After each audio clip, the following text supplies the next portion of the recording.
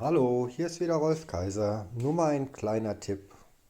Wie gesagt, auch nichts Neues, aber trotzdem wissen es viele nicht. Wir haben hier in Rumänien, die Wand muss jetzt noch verkleidet werden, einen Kamin installiert. Und das allgemeine Problem, vor allem dann, wenn man Thermopanfenster hat, es ist ja alles luftdicht. Und alles, was hier aus dem Schornstein, aus dem Kamin rausgeht, muss ja auch irgendwo herkommen, sonst geht das Feuer aus und der ganze Rauch und Qualm ist hier in der Bude.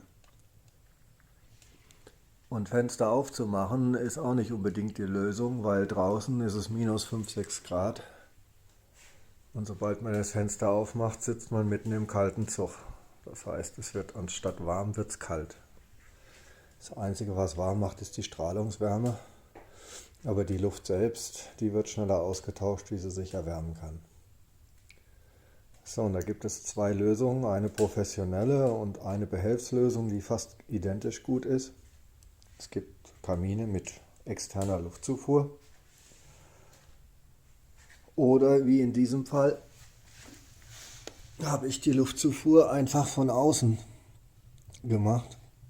Das heißt, direkt hinter dem Kamin ist ein Rohr, was die Luft, man spürt hier einen ganz deutlichen Zug, direkt hinter dem Kamin reinströmt, praktisch nur um den Kamin rumwandert und hier sofort rein. Und damit die Innenluft nicht nennenswert beeinflusst und damit auch nicht nennenswert kühlt. Weil der einzige Luftzufuhr ist von hier hinten und hat den direkten und kurzen Weg hier rein. Optimaler wäre es natürlich, es direkt zu verbinden. Da gibt es auch Kamine, die das haben, nur hier kriegt man die kaum. Und die kosten auch das 4- bis 5-fache. Und man sieht, ich habe hier nur ein Briketts angenommen und es brennt super gut. Es zieht gut und alle Fenster sind zu. Wir machen hier, es sind 2, 3 Räume mit der Küche.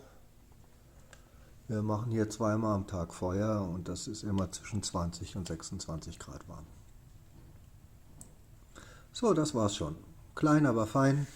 Kann ich nur jedem empfehlen.